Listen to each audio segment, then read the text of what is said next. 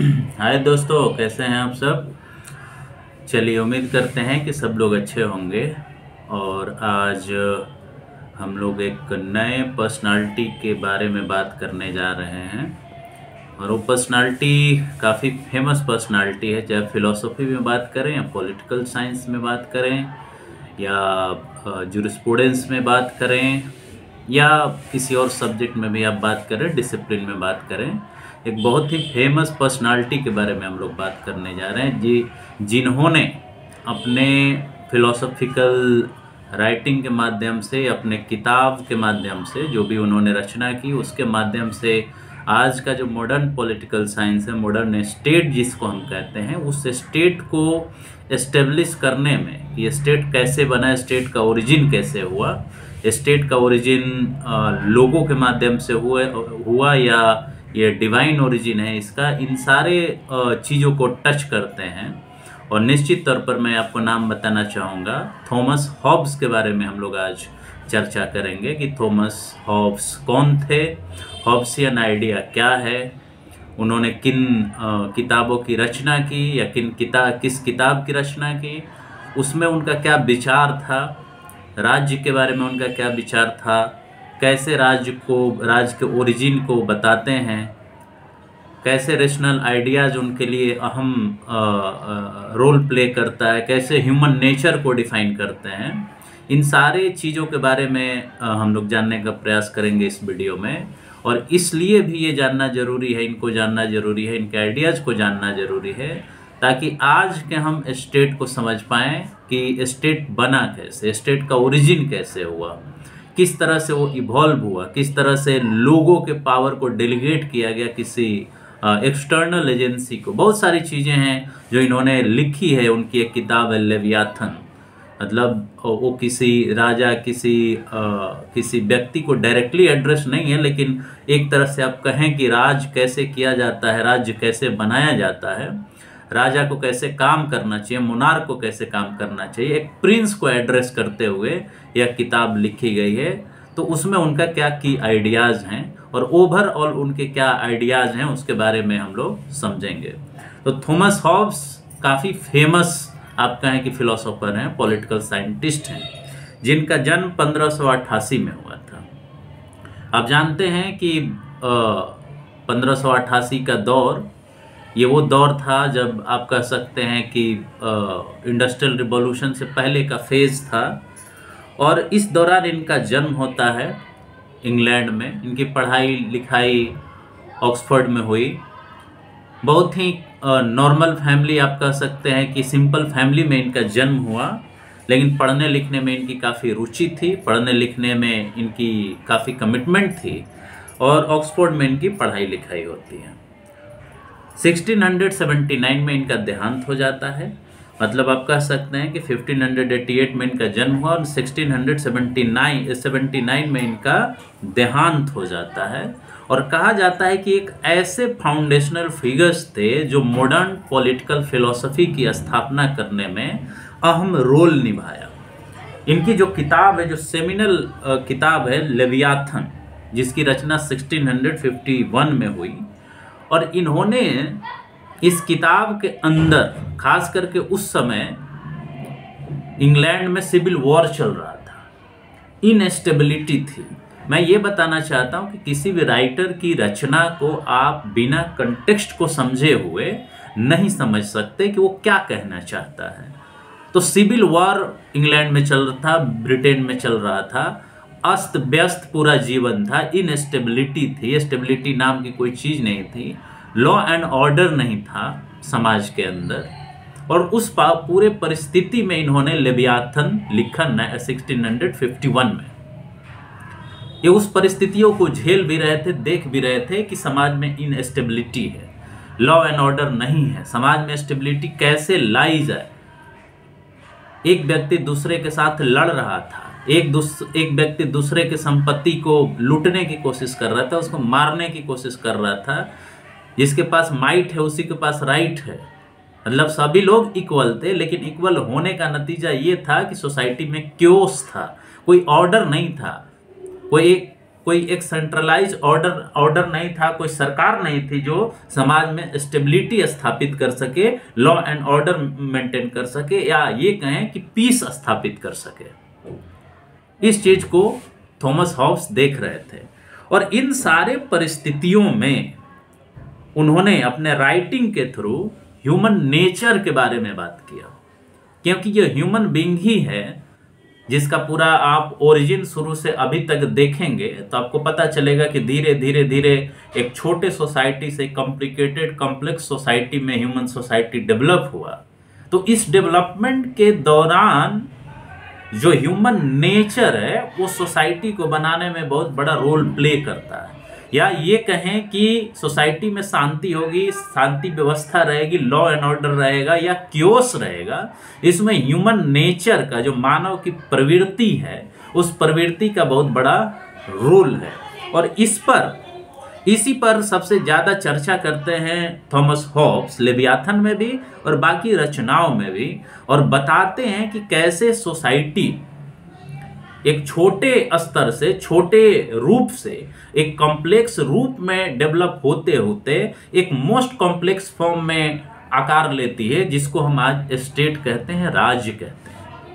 और ये राज कैसे काम करता है, राज की उत्पत्ति कैसे होती है, उस उत्पत्ति को वो ह्यूमन नेचर को प्रीमाइस बना के, आधार बना करके बताते हैं कि सोसाइटी कैसे डेवलप होती है, सोसाइटी में ऑर्डर कैसे स्थापित किया जाता है, राज्य की उत्पत्ति कैसे होती है और राज्य कैसे समाज के अंदर शांति की स्थापना करता है, लॉ एंड ऑर्डर की स्थापना करता है, कैसे हम ह्यूमन बीइंग जो होता है, जो मानव होता है, मानव जो नेचर है, ह्यूमन नेचर है, मानव की प्रवृत्ति है, उसके अंदर की जो सॉवरेनिटी है, संप्रभुता है, वो कैसे अपने संप्रभुता को डेलीगेट कर करके एक एक्सटर्नल पावर को अपना अधिकार देता है कि वो उसके ऊपर शासन करे।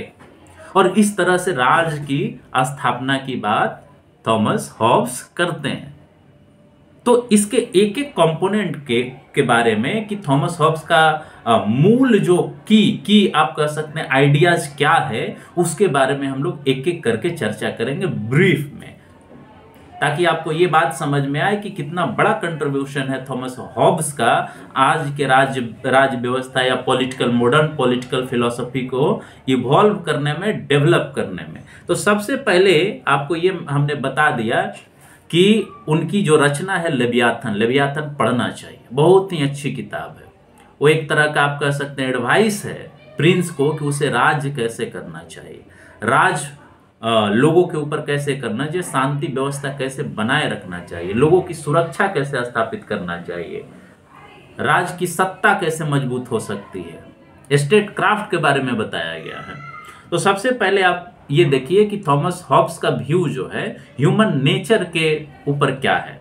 तो थॉमस हॉब्स जो कहते हैं, वो कहा जाता है, क्रिटिक्स उनके कहते हैं कि थॉमस हॉब्स ह्यूमन नेचर के बारे में काफी पेसिमिस्टिक है। वो कहते हैं कि ह्यूमन नेचर जो है ना, अपने नेचर से ही ब्रूटिश है, अपने नेचर से ही ब्रूटिश है, नास्टी है, पुअर है, सॉलिटरी है। और ये कहते हैं, और इसी वजह से हमेशा human being war of all against all करते रहता है, मतलब सभी लोगों के खिलाफ लगातार लड़ रहे हैं। मतलब सोसाइटी में क्योस क्रिएट करने का सबसे बड़ा वजह जो है वो ह्यूमन नेचर है। ह्यूमन नेचर की वजह से सोसाइटी में क्योस है। इसलिए इस क्योस को खत्म करने के लिए, और इस क्योस का नतीजा क्या होता है, इस क्योस को खत्म तब करेंगे जब ये जानेंगे कि इसका नतीजा क्या हो रहा है। नतीजा इससे ये हो रहा है कि सभी लोग एक दूसरे के खिलाफ अगर लड़ रहे हैं, क्योंकि ये उनका ह्यूमन नेचर है, ये बताने की कोशिश कर रहे हैं थॉमस हॉब्स, क्योंकि वो सेल्फिश है, ब्रूटिश है, नास्टी है, गंदगी उसके अंदर भरी हुई है। तो उससे क्या होता है, सोसाइटी में कन्फ्लिक्ट इमर्ज होता है, और जब कन्फ्लिक्ट होगा तो सोसाइटी में क्योस उत्पन्न होगा। क्योस उत्पन्न होगा तो लॉ एंड ऑर्डर नहीं रहेगा, शांति नहीं रहेगी, अशांति पूर्वक विकास नहीं कर सकते, सिक्योरिटी नहीं रहेगी, आपके लाइफ की सिक्योरिटी नहीं रहेगी, प्रॉपर्टी की सिक्योरिटी नहीं रहेगी, तो आप आगे नहीं बढ़ सकते। तो फिर ये कहते हैं थॉमस हॉब्स कहते हैं कि आपको यह समझना पड़ेगा कि जब लोगों ने यह समझा, सोसाइटी जैसे जैसे प्रोग्रेस कर रही थी, देख रही थी कि हम तो आपस में ही लड़ करके एक दूसरे की प्रॉपर्टी, जान सब खत्म करते जा रहे हैं, तो क्या ऐसे हम आगे डेवलप कर पाएंगे? नहीं डेवलप कर पाएंगे। तो इसके लिए थॉमस हॉब्स की ये फॉर्मुलेशन देते हैं कि जब लोगों को समझ में आया ये बात, तो अपनी पावर, अपना जो फ्रीडम था उनका, ये फ्रीडम मतलब नास्टीनेस था, आप कहें कि ब्रूटिश जो उनका कैरेक्टर था, एक दूसरे को मार देने का जो कैरेक्टर था, फ्रीडम था, उसमें वो कंप्रोमाइज करते हैं। उसका कुछ हिस्सा एक एक्सटर्नल अथॉरिटी को देते हैं, एक डेलीगेशन वो करते हैं, अपने पावर को डेलीगेट करते हैं, फ्रीडम को डेलीगेट करके एक नई संस्था जिसको राज्य हम कहते हैं, स्टेट जिसको कहते हैं, उसकी उत्पत्ति करते हैं, उसको बनाते हैं, उसका ओरिजिन होता है। और अपना कुछ पावर लोगों ने डेलीगेट करके किसको दे दिया? किसी एक्सटर्नल अथॉरिटी को दे दिया, जिसमें कुछ लोग शामिल होकर के समाज में सामाजिक आर्थिक व्यवस्था बनाए रखने की कोशिश करेंगे, सुरक्षा प्रदान करेंगे, बाहर से भी सुरक्षा और अंदर से भी सुरक्षा। एक ऐसे राज्य का जन्म होता है। ध्यान दीजिए कि यही वो कंसेप्ट है जिसको हम सोशल कॉन्ट्रैक्ट थ्योरी कहते हैं। सोशल कॉन्ट्रैक्ट होता है किनके बीच में? लोगों के बीच में।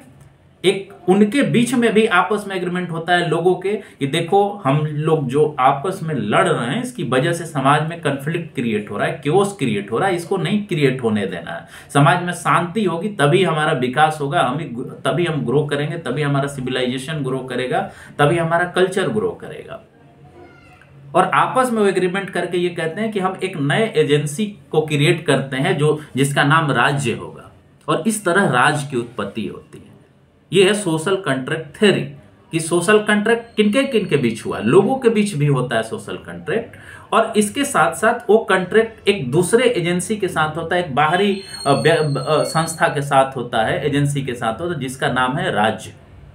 तो इस कॉन्ट्रैक्ट के माध्यम से राज्य की उत्पत्ति होती है, और इसीलिए कहा जाता है कि राज्य जो है लोगों के एग्रीमेंट का, कॉन्ट्रैक्ट का नतीजा है, न कि राज्य की उत्पत्ति किसी डिवाइन पावर से हुई है। यहीं पर थॉमस हॉब्स जो है सोशल कॉन्ट्रैक्ट थ्योरी के माध्यम से राज्य के दैवीय उत्पत्ति के सिद्धांत को नकारते हैं, खारिज करते हैं, उसकी आलोचना करते हैं कि राज्य की उत्पत्ति किसी दैवीय शक्ति से नहीं हुई है, ये लोगों के एग्रीमेंट की वजह से हुई है। आपस में एग्रीमेंट उन्होंने किया और उसके बाद राज्य के साथ एग्रीमेंट किया कि हम आपको कुछ पावर डेलीगेट करते हैं, जैसे सुरक्षा, लॉ एंड ऑर्डर, संपत्ति की सुरक्षा का अधिकार, ये आपको हम देते हैं, ये आप गारंटी करिए, और बाकी फ्रीडम हमारे साथ हमें एंजॉय करने दीजिए। और इस तरह से राज्य की उत्पत्ति सोशल कॉन्ट्रैक्ट थ्योरी के माध्यम से किया गया। तो एक तरह से आप कह सकते हैं कि Thomas Hobbes social contract theory के फाउंडर हैं। निश्चित तौर पर उन्होंने जो ह्यूमन नेचर के बारे में कहा, उसकी काफी आलोचनाएं हैं। उसको मॉडिफाई करने का काम बाद में मोंटेस्क्यू ने और जॉन लॉक ने किया। सॉरी, मोंटेस्क्यू नहीं, जेन जैक रूसो ने किया।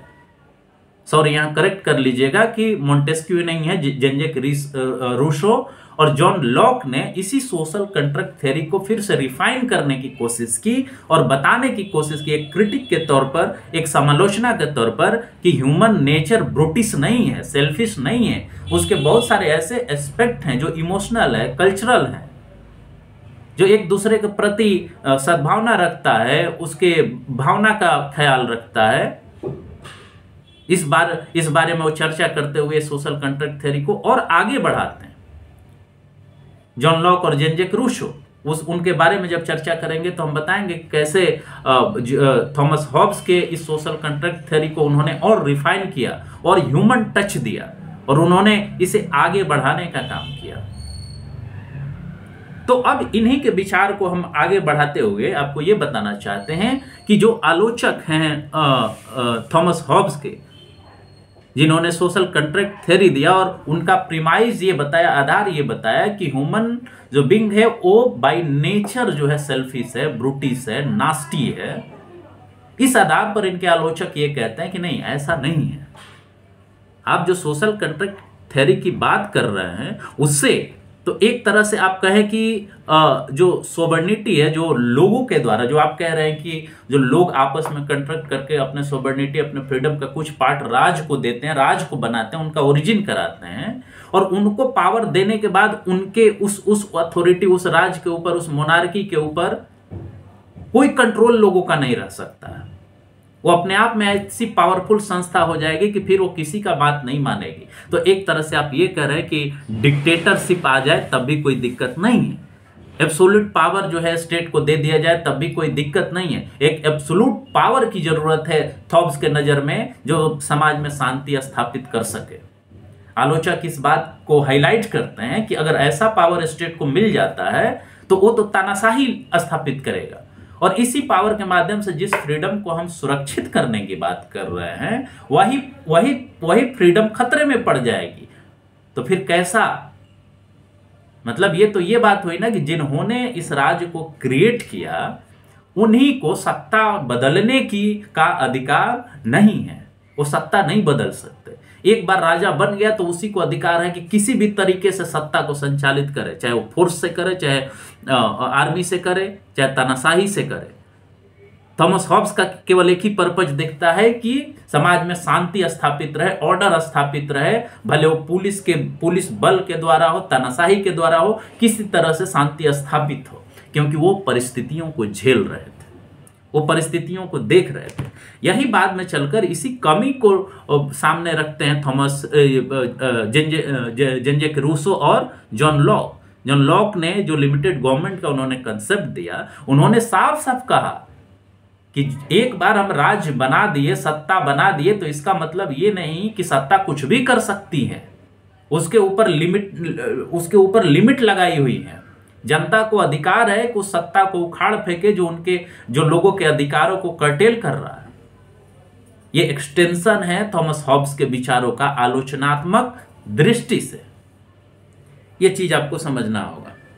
लेकिन उन सब के बावजूद भी इन्होंने ह्यूमन नेचर के सेल्फिश एंगल को ढूंढने की कोशिश की। इनका पूरा थ्योरी जो सोशल कॉन्ट्रैक्ट का है वो मानवीय स्वभाव के प्रैक्टिकल एस्पेक्ट को दर्शाता है, जो प्रैक्टिकली जो उसका स्वभाव होता है, सेल्फिश, ब्रूटिश, इंडिविजुअलिस्टिक, उस पर आधारित है। उसी को आधार बनाकर के इन्होंने सोशल कॉन्ट्रैक्ट थ्योरी को इवॉल्व किया है। इवॉल्व किया, आप कितना भी आलोचना करें, इनको बैलेंस वे में अगर हम देखें तो अगर इन्होंने ये विचार नहीं दिया होता है, ग्राउंड ब्रेकिंग आप कह सकते हैं कि आइडिया इन्होंने दिया, रेडिकल आइडियाज दिया उस समय में जब समाज में अव्यवस्था विद्यमान थी, जब समाज में लॉ एंड ऑर्डर नहीं था, सॉवर्निटी का कंसेप्ट नहीं था, राज को आज भी राजा को उस समय तक दैवीय शक्ति के रूप में देखा जाता था। उन्होंने उसको ब्रेक किया, उन्होंने उसको तोड़ा, और मॉडर्न जो आप पॉलिटिकल फिलॉसफी की आइडियोलॉजी है उसको इन्होंने स्थापित करने की कोशिश की लेवियाथन को लिख करके, लेवियाथन में बता करके कि किस तरह से आप राज करें। दूसरी बात जो ध्यान देने वाली है, इनके पूरे विचारधारा के अंदर, आइडियाज के अंदर तर्कवाद का रिफ्लेक्शन दिखता है, रेशनलिज्म का तर्क दिखता है, वो तर्कवाद दिखता है, तार्किकता दिखती है। जो मॉडर्न आइडियाज थे, आप कह सकते हैं रिफॉर्मेशन का यो युग आया, रेनेसां जो आया यूरोप में, उसका प्रभाव साफ साफ दिखता है, जिसमें इन्होंने कोशिश किया कि मतलब रेशनल अप्रोच जो है पॉलिटिकल फिलॉसफी में स्थापित किया जाए, एक सेकुलर फिलॉसफी डेवलप की जाए राज के बारे में, जिसका धर्म से कोई संबंध नहीं है, दैविकता से कोई संबंध नहीं है, उसका संबंध तार्किकता से है। इन्होंने दैवीय थ्योरी को, दैवीय जो डिवाइन थ्योरी ऑफ स्टेट है उसको खारिज करने का कोशिश किया, डिवाइन थ्योरी ऑफ किंगशिप जो है उसको खारिज करने का कोशिश किया। तो इनका मेथोडोलॉजी अगर आप कहें तो मेथोडोलॉजी उनका प्योरली जो ह्यूमन नेचर है, जो सेल्फिश नेचर है, जो प्रैक्टिकल नेचर है ह्यूमन बीइंग का, उसको इन्होंने पकड़ने की कोशिश की। लेकिन ह्यूमन बीइंग का इमोशनल एस्पेक्ट, उसका इमोशन, उसका कल्चर, उसका एक दूसरे के प्रति सिंपैथेटिक होना, एम्पैथेटिक होना, उस एंगल को इन्होंने पूरी तरह से सेकुलर होने के चक्कर में, रेशनल होने के चक्कर में, साइंटिफिक होने के चक्कर में लोगों के इमोशन को इन्होंने पूरी तरह से इग्नोर कर दिया। ये रेशनली जस्टिफाई करने में कि राज्य जो है एक ऑब्जेक्टिव एंटिटी है, एक सेकुलर एंटिटी, एक रेशनल एंटिटी है, उन्होंने तानाशाही को भी समर्थन कर दिया। उन्होंने ये तक कह दिया कि राज्य के ऊपर कोई दूसरा कंट्रोल हो ही नहीं सकता, लोगों का कंट्रोल हो ही नहीं सकता। वो एब्सोल्यूटिज्म को जस्टिफाई कर दिया, डिक्टेटरशिप को जस्टिफाई करते हैं।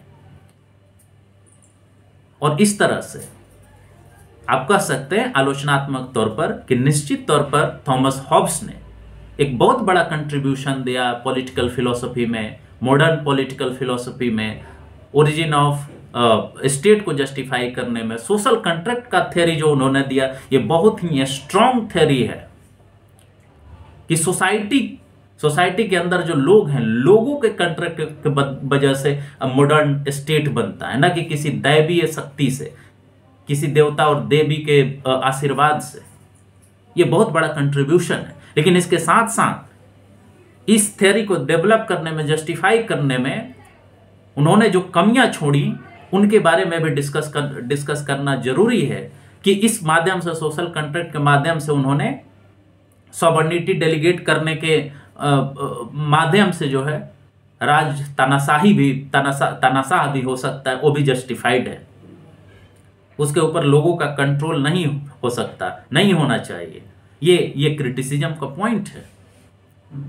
तो उनका लिगेसी भी है, जो उन्होंने विचारधारा दिया लेवियाथन में, या जो भी डिस्कोर्स उन्होंने जनरेट किया राज के नेचर के बारे में, नेचर ऑफ स्टेट के बारे में, वो भी समझना जरूरी है। और उनका वो सारा पॉइंट जिसके माध्यम से हम देखते हैं कि तानाशाही को भी जस्टिफाई करने लगे एब्सोल्यूट पावर को, जिस पे कोई कंट्रोल नहीं, लोगों का कोई कंट्रोल नहीं। बाद में जाकर जिसे जेन जैक रूसो और जॉन लॉक ने रेक्टिफाई करने की कोशिश की, उसको एनालाइज करने की कोशिश की, और ये बताने की कोशिश की कि सोशल कॉन्ट्रैक्ट के माध्यम से भी लोगों का कंट्रोल जो है सरकार पर होना बहुत जरूरी है। इवन लोगों को अधिकार है कि वैसी सत्ता को उखाड़ फेंके, जिसको जॉन लॉक बताते हैं। तो इन आधार पर इनका क्रिटिसिज्म भी है, लेकिन इनका कंट्रीब्यूशन भी है। और कंट्रीब्यूशन सोशल कॉन्ट्रैक्ट थ्योरी को एस्टेब्लिश करने में बहुत अधिक है, मॉडर्न पॉलिटिकल फिलॉसफी स्थापित करने में बहुत अधिक है। ह्यूमन नेचर के बारे में इस तरह से कभी किसी ने बात नहीं की थी। अपने आप में एक क्रांतिकारी सोच थी, एक क्रांतिकारी विचार था। और इस तरह से आप देखते हैं कि हमने कोशिश किया, ब्रीफली कोशिश किया कि जॉन हॉब्स की आइडियाज क्या थे, पॉलिटिकल फिलॉसफी उनका क्या था। मूल यही है कि उन्होंने सोशल कॉन्ट्रैक्ट थ्योरी दिया, और उसमें सबसे उनका बड़ा आधार जो है ह्यूमन नेचर है, कि ह्यूमन नेचर को अगर कंट्रोल नहीं किया गया तो आपस में लड़के पूरी मानवता खत्म हो जाएगी। और पूरी मानवता अगर खत्म हो जाएगी तो हम एक व्यवस्था नहीं बना पाएंगे, एक सिस्टम नहीं डेवलप कर पाएंगे जहां सब लोग आसानी से जी सकें, बराबरी से जी सकें। उनका ये कहना कि सब बराबर हैं इसीलिए तो खतरा है, सब बराबर हैं तो चाहते हैं कि हम एक दूसरे को खत्म कर दें और हम मजबूत बन जाएं। ऐसे समाज नहीं डेवलप हो सकता। तो इस सेंस में अगर देखें कि ऑर्डर कैसे समाज में स्थापित हो, और उसके लिए जो उन्होंने सोशल कॉन्ट्रैक्ट थ्योरी दिया, ये बहुत बड़ी योगदान है थॉमस हॉब्स की। और इस तरह से थॉमस हॉब्स का